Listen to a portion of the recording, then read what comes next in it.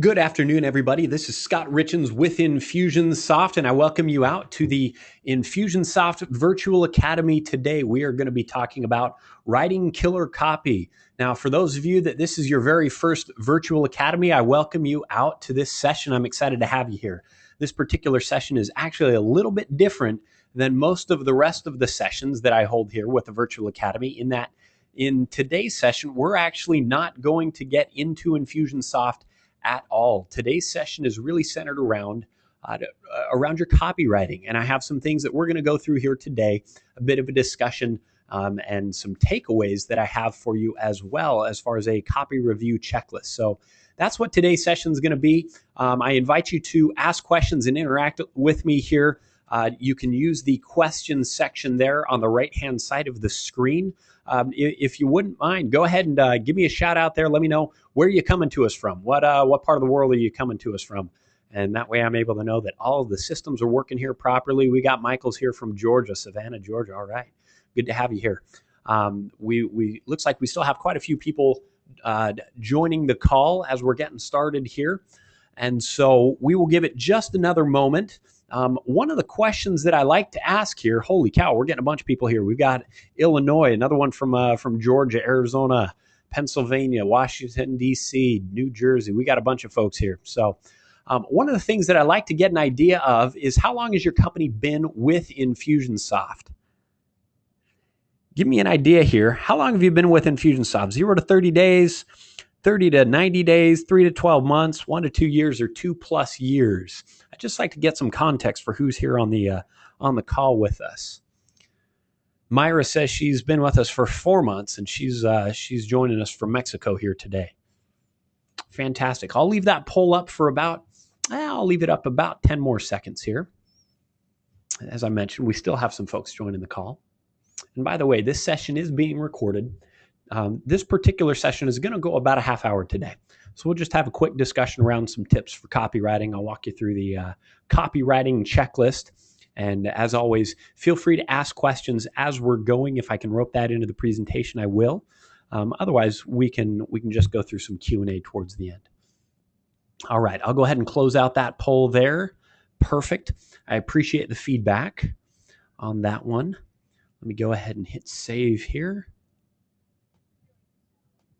All right, wonderful. Now, with that being said, let me go ahead and flip on my presentation here. Just had a couple things to go through. Whoops, that went all the way to the end. There we go. All right. Now, the first thing that I want to talk about is the concept of pacing. And as we begin talking about pacing, I want you to think about something. I want you to think about what I call the lean forward and the sit back test. Okay. Now, pacing a lot of times has to do with how quickly something is executed, how quickly you're going through something. As I'm speaking to you, I have different paces that I'm going through. Sometimes I'll speak more quickly, and other times I'll slow down a bit. Now, we can do the same thing when we're talking with our customers, and we really want to understand how our customers are approaching us. So as I say, lean forward versus the sit back test, I've got a couple different things to illustrate that here. Notice the one on the left, the gentleman is leaning forward. He's really excited. He's really engaged in whatever the game is that's on TV there, versus the couple on the right, laid back, more of a relaxed evening, right? Just maybe enjoying a movie there or something. The difference here is that I want to illustrate is, think of how your customers are approaching you.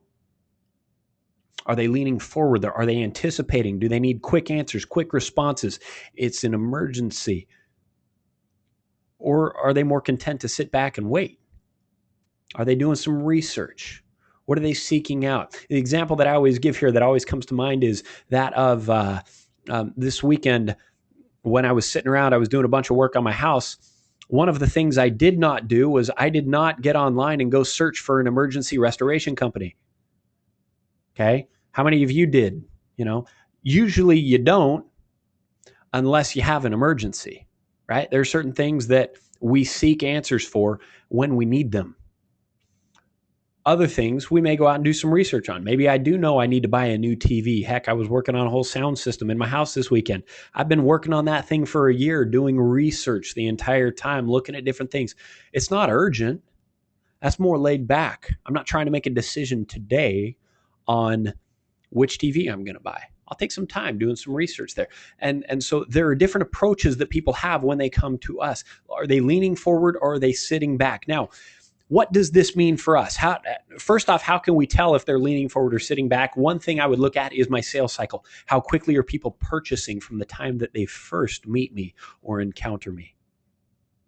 Okay, what's our sales cycle? Because what that begins to tell us and dictate to us is how quickly do we need to get them information? How quickly do we now need to get this customer up to speed? How much time do we have to address their needs and concerns? If it's a very short period of time, then we need to take a different approach, a more compact approach than we would if we have more time to build this relationship. So that's the first thing that I want to touch on to frame your mindset is, are your customers approaching you leaning forward or are they sitting back? Now, there's a couple general copy tips that I want to go through here just to highlight, and then we're going to jump into the copywriting checklist. The first one here is be yourself. Don't forget to be you. People like personalities. They like connecting with personalities. They like connecting with people on a personal level. Allow yourself to come through. So many times in business writing, heck, for me, college, I did engineering, mechanical engineering. There was no yourself. There was no personality allowed in all your technical reports. We had that beat out of us. I don't know how many of you might have gone through similar experiences, but the question becomes is, do you know how to be yourself in your writing? Me personally, I found that I'm very much myself when I'm speaking. So I do what I do here. I'm very much myself when I speak. So I've had to find ways to capture myself as I speak, because that's where my personality most comes through. When I sit down to write, sometimes I still struggle with that tendency from years of conditioning of, okay, you can't be fun when you write. Okay, so find ways that you can be yourself. The next thing very closely related is be different. When I say be different, what I mean here is if we can take your marketing and your messaging to your customers and simply remove your name, your company's name, and replace it with a competitor, and it sounds just like their stuff, you're not being different, which means you're not memorable in your customers' eyes, and your customers will, or your prospects will have trouble differentiating you and your competitor. Being yourself and adding that personality helps differentiate you and give that style to your company and that feel to your company. Third one here is be simple.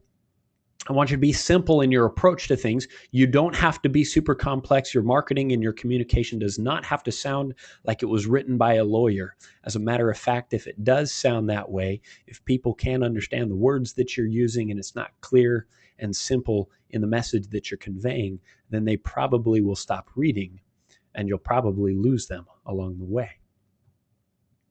And the last one here, proofread. I'm going to hit this one again down the road. Proofread, though. Get a second set of eyes. Few of you have pointed out sometimes when I send out emails to you guys and I don't have somebody proofread it. Every once in a while, I'm not able to have somebody proofread, and you guys end up being my proofreaders, and I get emails back that say, Scott, you screwed up the date like I did on this week's on one of the portions in there. And I'll get emails back from people, and I don't want to clutter people's inboxes and send out another correction email on that one. So get somebody to read that one. Like I said, I don't do it all the time, and usually I discover in a less than ideal way when I did make a mistake, which means my customers are the ones finding them. So always get a second set of eyes to proofread on that one. Don't learn it the hard way like I do sometimes. Now, there is something here that I want to give you access to.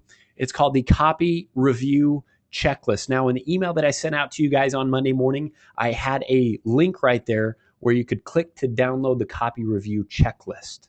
If you don't have that email, feel free to either send me an email or preferably send me a reminder on Twitter, and I'd be happy to repost the download link to this on Twitter, and I'll get you my Twitter handle here towards the end. But I want you to have this as a takeaway. This copy review checklist was put together by a gentleman named Matt Peterson. Matt Peterson is a member of the training team here at Infusionsoft, and heck, he's actually leaving town tomorrow to head up to a writers conference where he's receiving an award for the first book that he wrote and had published here recently.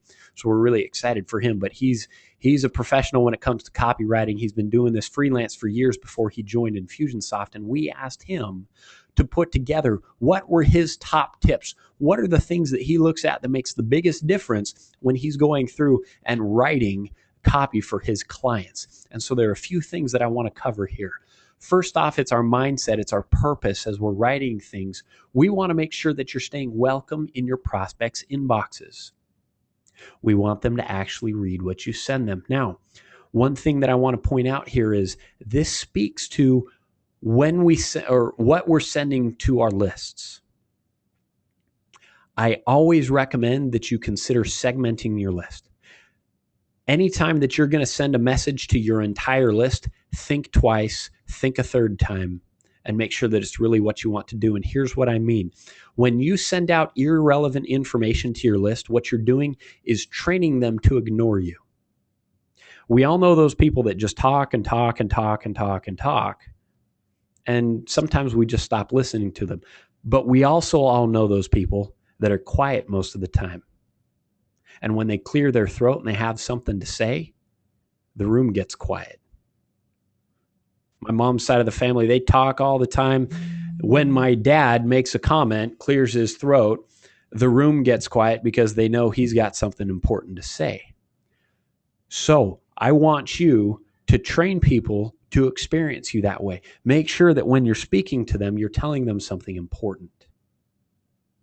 So that's number one.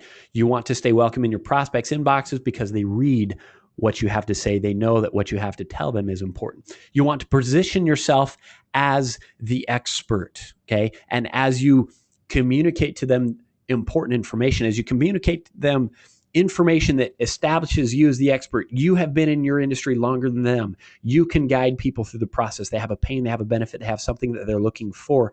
And as you communicate with them and share with them that expertise, they begin to see you as the expert. And the goal is to ultimately build relationships and turn that into a way that you can service them, typically through making a sale. So there are a few areas that I want to focus on here. Number one, overall tone. This is a way to approach your writing. Number one, you want to make sure that the writing is casual and avoids formal cliches. Remember, one of my first tips was be yourself and be different, be simple.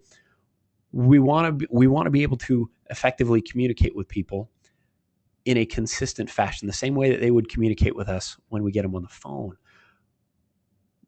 Make it personal. Avoid casual or avoid formal cliches on this one. So less effective example here is this email is to inform you of a special offer that we are extending to all of our customers. Is that how you would really say it? Or would it be more you to say, we're excited to tell you about a special offer? Again, these examples here came from Matt, and these were the examples for the ways that he writes and works with his customers. It might be different for you.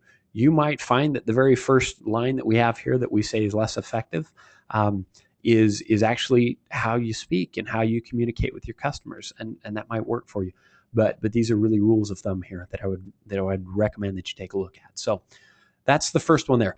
You want to make sure the writing is casual and avoids formal cliches. It feels more personal. Number two, the writing feels more like a conversation I would have with a person in a restaurant than a speech I would give to a crowd of 1,000 people.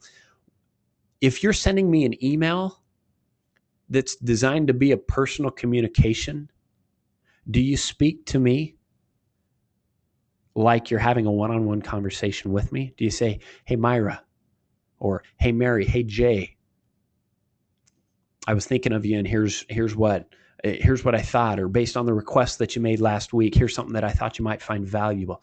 Do you do it like that? Or do you send out a message that says, hey, Jay, I heard from all of you last week that you wanted, I received a message like that. They went through all kinds of effort to personalize it, and then they spoke to a mass audience. Okay, they really missed the opportunity there to have that personal conversation. Less effective example here is AAA Pest Control is the best solution for residential and commercial. All right, kind of sounds like a commercial that I might watch on TV. Better, we've been able to help hundreds of homeowners and businesses, and we can help you. Okay, which one is now going to be more impactful and connect with somebody?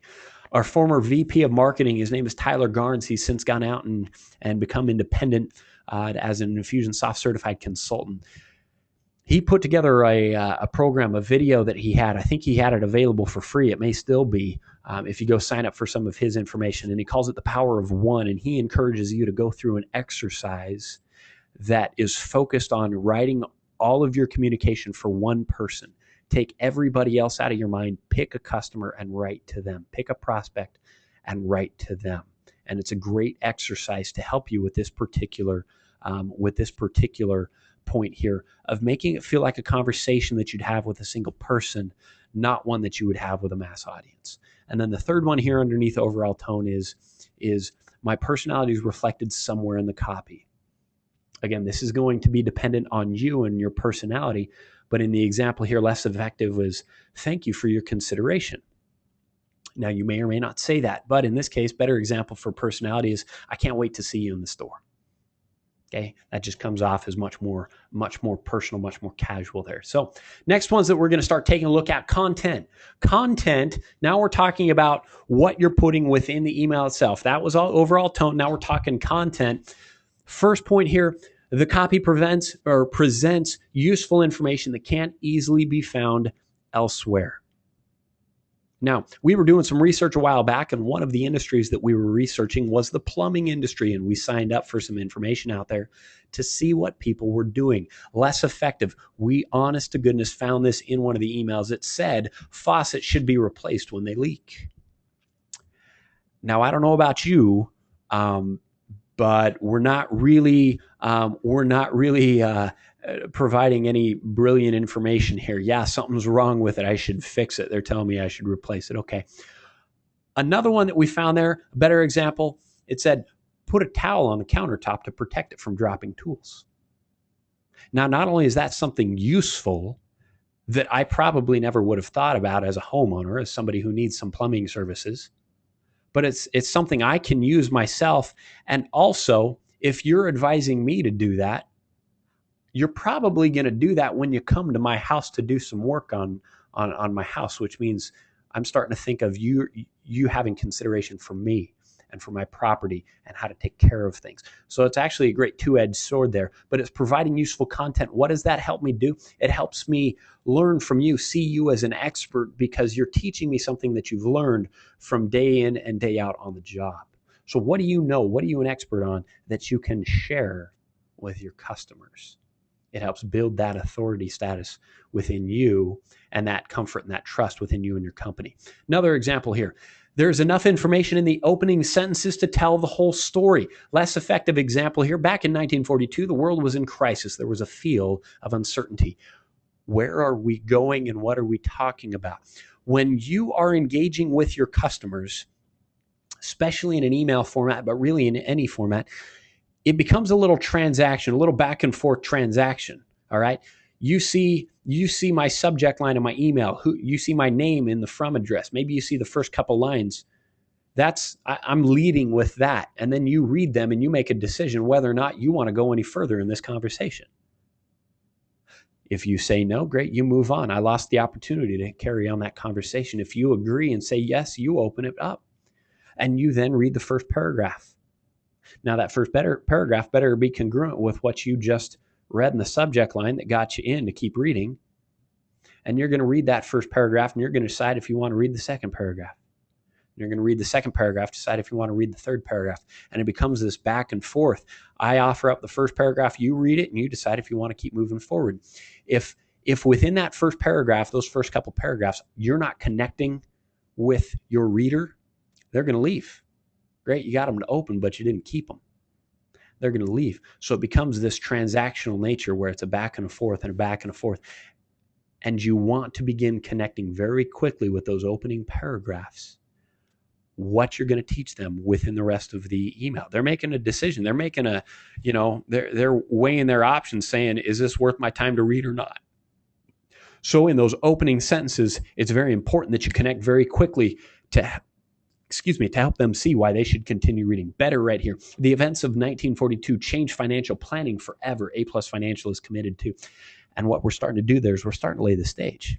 Instead of it being this ambiguous story, Now we're starting to lay the groundwork. We're pointing the direction. We're talking about financial planning and what might have happened back in 1942 and how that impacts me today. Okay, so that's one thing to consider there. The next portion here, the bullets are complete thoughts that pertain to the introductory sentences. This always makes me hearken back to back in junior high and high school English and everything. Less effective right here. We know that you should have an intro sentence. Then your bullet point should correlate with that. So the less effective example is there are three things every homeowner should know about insurance. Homeowners should get insurance. It's the law. And what about taxes? Now, one of these things is not like the other. In fact, they don't even flow really well. So there's a couple things that I want to recommend. Number one, the better option here is, first off, get a topic sentence there that's really going to begin to connect the dots that you want to highlight within your bullet points. So here are 3 things every homeowner should consider about insurance. You may not want your bank to pay the bills. You may not have as much coverage as you think, and you might be paying too much. Now, all 3 of those support the intro sentence. What they also implement is something called parallel structure, and it's the way that you structure your sentences. It's your nouns and your adjectives. I'm not going to get into a grammar lesson, but you'll notice the flow here. They have a similar flow because they have a similar structure. You may not want your banks to pay the bills. You may not have as much coverage as you think. And so that's something that helps make it flow better and seem more congruent. Now, the other thing that's being used here is within those bullet points, they're bolding the bullet point, but then below that, if that bullet point catches your eye and you want to read more, you can read more. So notice, then we dive deeper within there. But it's very easy for me to look through and begin to skim things. That takes us to our next portion here. I have included subheads and titles for people who simply want to scan the document. Now, here's what I mean. Notice right here how we just talked about the bolding makes it easy for people to skim through these bullet points. As I was discussing earlier, many times people are just trying to quickly glean the information from what you have, from what you're writing. They may not have time to read everything. Therefore, if you can make it easier for them to extract the information that they know is relevant for them, then you're going to have more people engaging with you. And you can do that by using subheads and titles. Now, less effective, notice right here, we're just launching into some information. We provide an all-in-one solution for business owners looking for social media, PR, and community recognition. Now, if I'm trying to highlight the fact that we are an all-in-one solution for businesses, why don't I pull that out and highlight that? Then I can have the exact same information afterwards, but for those people that are looking, that are skimming quickly for information, they can see that right here and then determine whether or not they want to read the information that's coming after that. If I'm not interested in all-in-one communication solution, I jump past it. You make it easier for them to find the information that they're looking for. The last thing here is to include a clear call to action within your copy. If I just read everything and I'm interested and I want to know what to do next, tell me. Don't make me go hunt for that. Make it easy for me. Make it an invitation. Make a call to action. Make an offer. Tell me what to do next. And don't be passive about it. Our website has additional information. Do whatever you want to do. You can go check it out if you want to. Or make an invitation. For more information about our service packages, visit our website here. Or pick up the phone and call our rep to schedule your free consultation. Whatever it might be, make it very clear what they should do next if they're interested and they're engaged with you.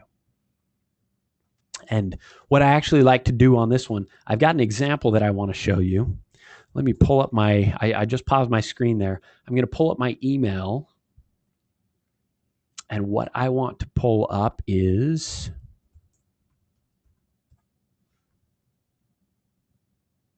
okay.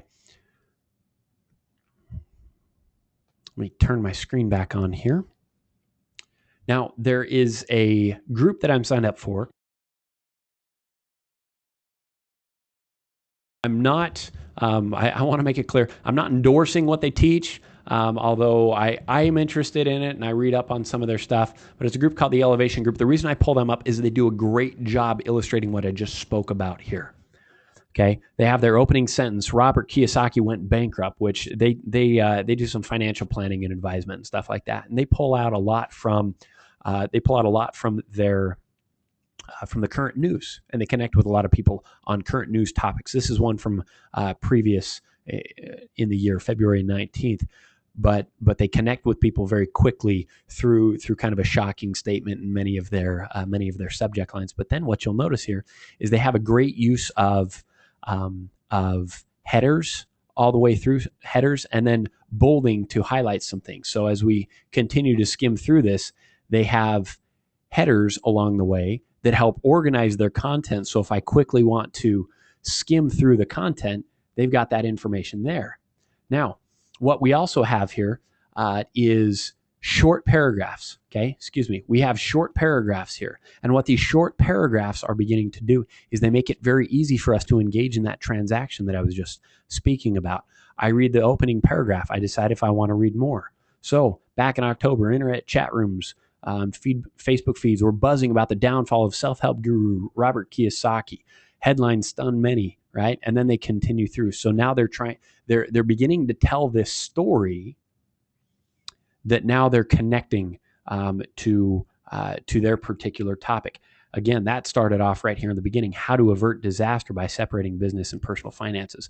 So they really do a great job in executing the things that we've been talking about here. One of the things that I like about what they do as well is they keep the paragraph short, and that's something else that I want to recommend to you. Keep your paragraph short. The more sentences you include in a paragraph, the more dense that paragraph begins to look. And a lot of people won't read that long paragraph. They just won't do it if they aren't completely sold on what it is that they're getting into already. It's kind of like a commitment thing. If I start reading a paragraph, I'm committing to read the whole thing, and I'm just not going to do it, and they won't read it. Okay. Now, all the way down at the bottom, they always make an invitation. They connect it to you, how you can start to now benefit from this, and they make a call to action that's very easy to engage with. Click on it, and you're all set. So that's really a great summary here, a great example of the content portion. Now, the last little section I want to go into is mechanics and readability. Have you checked the copy for spelling and grammar errors? Things like using the wrong your or the wrong to or the wrong there. A lot of times, some people still don't know. Some people don't understand that when you write things in all caps, when people are reading that on computers, that's read as you shouting. So is that really what you're trying to convey? Or can you simply emphasize something by making it italics or underlining it or something? And then just simple spelling errors. Making sure that things are have, well, quite frankly, been double checked and that it's all correct. Have you replaced big words to improve the readability of your material, of your content? Again, on this one, it's just your reading level. The recommended reading level for your marketing is an 8th grade reading level. There are a number of tools out there that you can have to check the readability. Microsoft Word, I think, can even do that. One of my customers pointed that out on a previous call. You're able to check readability with Microsoft Word, and they have some different scales that they gauge that by. So I invite you to check that out. There's online tools available for that as well. Have you deleted unnecessary thoughts or sentences? I don't know about you, but sometimes when I'm writing, it takes me a little while to actually get something really concise. So what I found is sometimes I'll write a paragraph and then my last sentence really sums up everything perfectly. Don't be afraid to delete everything that you wrote before that. Make it clear and make it direct so that people are able to get the information that they need from you quickly. Now, if you're telling more of a narrative, great. You may leave a little bit more in there, but still don't let that drag on for too long. Delete your unnecessary thoughts and sentences that aren't adding to the value of what you want someone taking away from your message. And then the last one here is, again, have somebody else check it for readability and flow. Okay? Instead of just doing a save and send, have somebody check it over, make the revisions, and then send it out. So that's really what I wanted to cover here today. We're sitting at 12:31. Sometimes there's just a couple other things that I like to hit. Set goals. Make sure you've got goals that are measurable. If you're wanting to increase your open rates, you got to know what you did, so that you can know what you want to shoot for in the future. Set goals and measure them so that you can see progress. You can see what's working, what's not working. Develop a hook that'll grab them. That's great with subject lines. Make sure that your message is unique. We already spoke about that one. always put yourself in the mind of the reader and remember to focus on them, not on you. I still remember from when I was 14, the first time I heard Brian Tracy. I had a CD of his where he talks about WIIFM, everybody's favorite radio station. That stands for What's in It for Me. Okay, remember to focus on them, not on you. They, for the most part, they don't know you yet. They really don't care about you necessarily. They care about how you can help them and what difference you're going to make for them. And then always make it easy to reply. So that's what I've got here for today. I noticed there were a couple questions that came through. I want to point out a couple other things for some more study. One place, when people ask me for more resources, one place I always send them, and quite frankly, I've been sent here a number of times when I ask, is a place called copyblogger.com. These guys do a great job. They really focus on content marketing. They use content marketing to teach about content marketing. And they do a phenomenal job with it. You can follow them on Twitter and Facebook. You can sign up for their free online marketing course here, and they'll follow up with you. And then they have a lot of tutorials here on different areas of copywriting, content writing, keyword research, email marketing, a lot of great information that as you click through on these, they then have summarized that through some of the blog posts that they've done over the years. So there's some great information there. Andrew asked about the document. Andrew, I'm going to post that on Twitter. So go ahead and go to my Twitter page, twitter.com/ScottRitchens. And I will post that one up here in just a moment, Andrew. I will make that one available to you. Sue was asking about the power of one. That was an exercise that a guy named Tyler Garnes took us through. I think you can go here and sign up, get instant access to his campaign strategy videos, tips and tricks. If you sign up there, he takes you over to a membership site that he's got, and there's an exercise that it may take a day or two before it gets unlocked to you, but it's called the Power of One.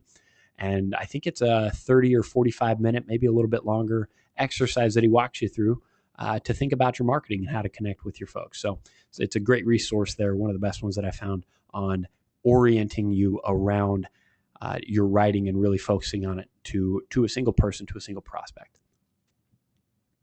So let's see, what other questions do we have here? Looks like that's about all that's come in here so far.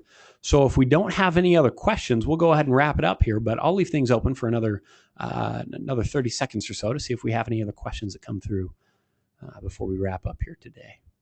Again, I mentioned some online tools that are helpful. There's one out there called readable.com. There's another one called Readability. And these are some tools that you can use, some online tools where you can post up some content. So I could paste directly some content from an email and have it calculate the readability. And it gives me back, let me just pull some of their content here. It ends up giving me a report here on different reading scales. So it's saying this page is averaged a grade level of 9. So a lot of times you'll, like I said, you'll want to shoot for an 8th grade reading level.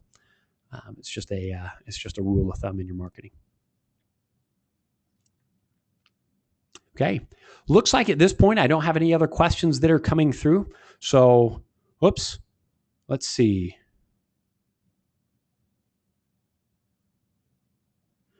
Richard, I'm not sure that I'm understanding there what you're referencing there specifically. So let me know. Let's see. Sue said, "Can we get these links again by email?"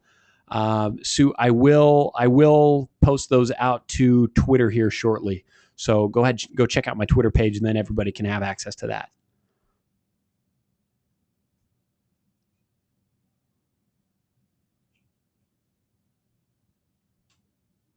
Okay, awesome.